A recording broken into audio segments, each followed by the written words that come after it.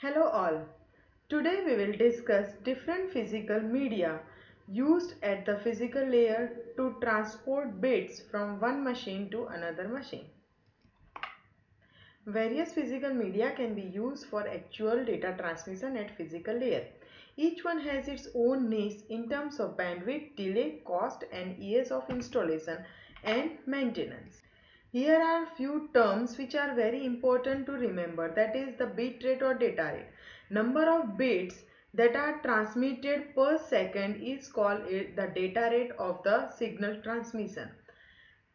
When there is a physical media, it's called a channel. So what is the maximum capacity to carry the bits by the channel is called its bandwidth. Maximum data rate, it depends upon the bandwidth. There are different scientists who have calculated maximum data rate. So according to Nyquist, the maximum data rate is twice the bandwidth if the channel is noiseless channel. But if the channel is noisy channel, then we have to consider the signal to noise ratio also. In that case, the maximum data rate is equal to bandwidth log 1 plus signal to noise ratio. There are two types of physical media available at the physical layer, guided media or unguided media. If we talk about the guided media, then there are multiple choices are available. Suppose we talk about the magnetic media. So initially for data transmission, this magnetic media were used. Suppose we are writing some data on the CD or the DVD, and we transport that DVD or CD at another location. So that is a mean of data transmission. But it is very time consuming. We can consider the data rate in minutes or of maybe in hours also. So it is not a feasible solution when we are talking about the online communication or when we are talking about the some real time data communication transmission. Another option for guided media is the twisted pair cables. All of we might have seen these twisted pair cables, the copper wire coated with a plastic cover, and they are twisted like a DNA molecule. That is nothing but a twisted pair cables. There are different categories of twisted pair cables, category 3 or category 5. Depending upon number of twists and number of pairs connected together to form a cable, we can have different types of twisted pair cables which are most widely used in telephone system. We all might have seen it. Twisted pair cables are radiates very less. They are less secure because anyone can cut that plastic cover and can trap the data. But they are the cheapest solution used for both analog transmission as well as for digital transmission. The bandwidth of the channel is depending upon the thickness of the cable. Thicker the cable, more the bandwidth, and there you can have the more data rate even. Another guided media option is our coaxial cable. We might have seen the coaxial cable in our television. They have more noise immunity compared to the twisted pads because the copper wire has been insulated further in three layers, that is insulating material, the braided conductor and then the plastic jacket. It can travel very long distance. It has the digital transmission as well as analog transmission feature, and we can have the bandwidth up to gigahertz. Nowadays, for high-speed internet access, we are using fiber optic cables. Fiber optics cables work on the total internal reflection principle. Here, optical transmission system has three components. One end, we have a light source. When the light source is incident uh, on the transmission media, that is nothing but a thin fiber of glass, then the light beam is converted into the signal. If light beam is present, then bit 1. In the absence of light, we can indicate it as bit 0. On the other end, there is a detector which will generate the electrical pulse when the light falls on it. When a light ray passes from one medium to another, the ray is refracted. So this is the basic light principle.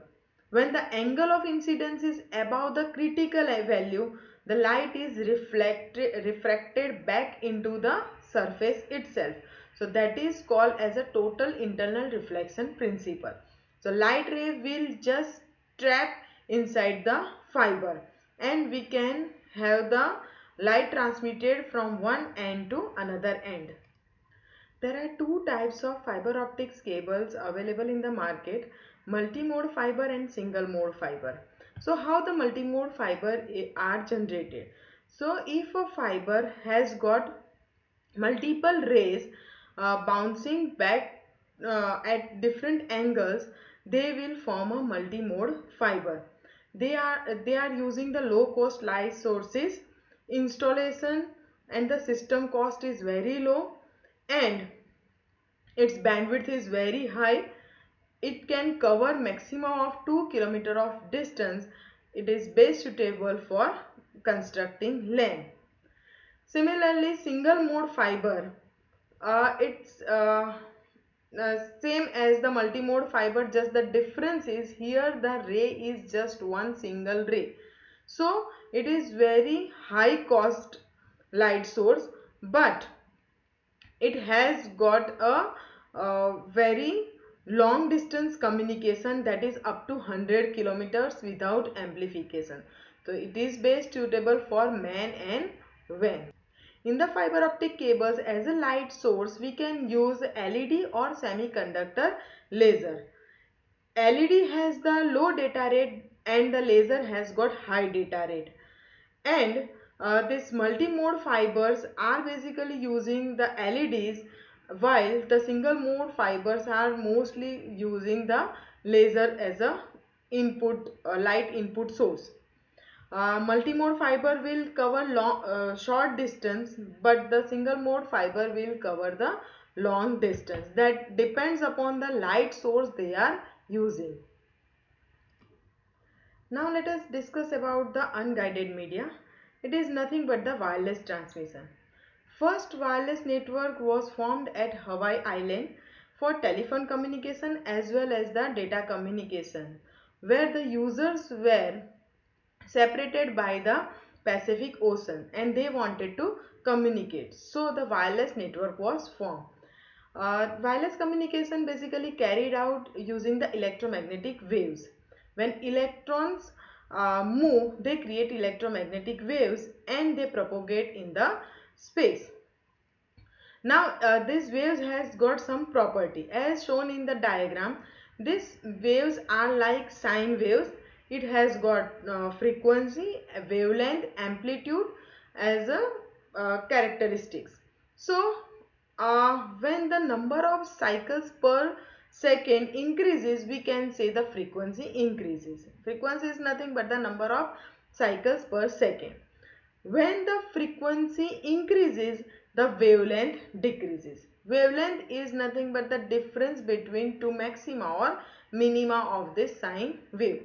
Amplitude is the strength of the signal, the height of the sine wave, we can say that. So here we can see the electromagnetic spectrum. Means the frequency is divided into some waves, and these waves are got some names like 10 raised to 4 to 10 raised to 8 frequency band is called as a radio wave. Then as the frequency increases, we can have microwaves, infrared, UV, X-ray and gamma rays. If the frequency increases, the rays will become straight and more straight. UV, X-ray and gamma rays are not at all used for data communication.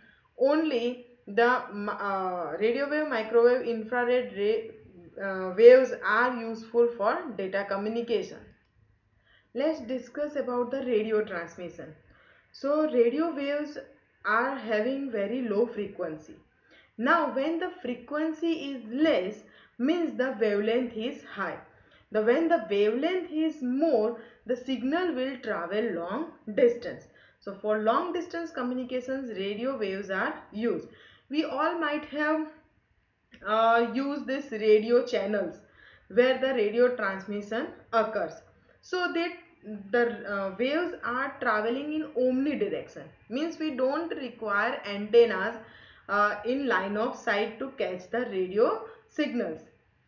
They can penetrate through the walls also or obstacles also. We have seen that we can play our radio inside our car also, inside our home also we can get signals properly. So radio waves are very cheap and the cost effective solutions, and radio waves are further divided into different frequencies like low frequencies radio waves, high frequency radio waves. If the frequency is low, they will penetrate the obstacles. If the frequency is high, the waves will be refracted back.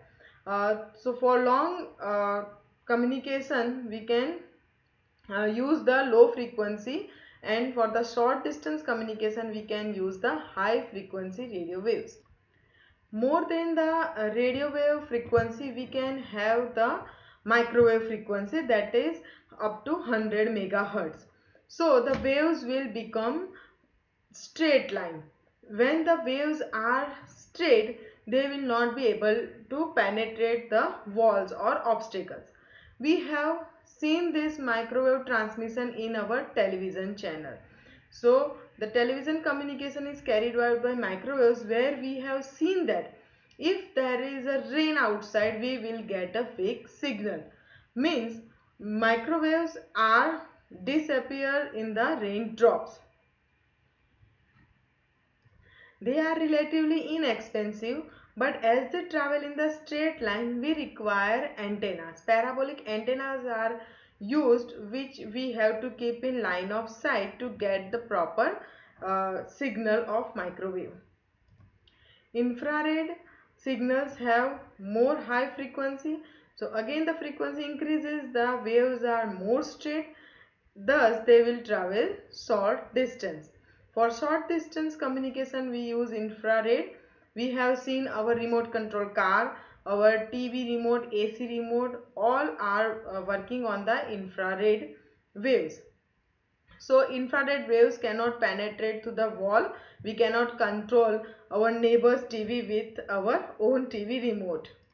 It is very cheap solution, very secure solution, but a very less usage, very limited usage of infrared transmission. We don't require any license to use this infrared waves for the communication. There is another modern technology, that is the light transmission, just to connect to LANs, local area networks. Like if we want to communicate between two buildings, we can send a laser beam from one end and we can transmit the data signal. Optical signaling uses the laser is inherently unidirectional, so we need to align the sender and the receiver. The photo detectors are used to catch the laser signals. It has very high bandwidth, very low cost, and relatively secure because it is very difficult to trap the narrow laser beam. It is relatively easy to install compared to microwave and radio wave, of course. Wind and temperature changes the beam direction. So in a foggy atmosphere we cannot communicate using the laser. We have seen the application of this light transmission in our emergency vehicles, or we can use the festive lights which will broadcast the songs with the light, that is musical light applications. Here is a short assignment for you to make your concepts more clear. For more details, you can refer these books. If you find any doubt, feel free to contact me at the given address. Thanks for watching. See you in the next session. Bye.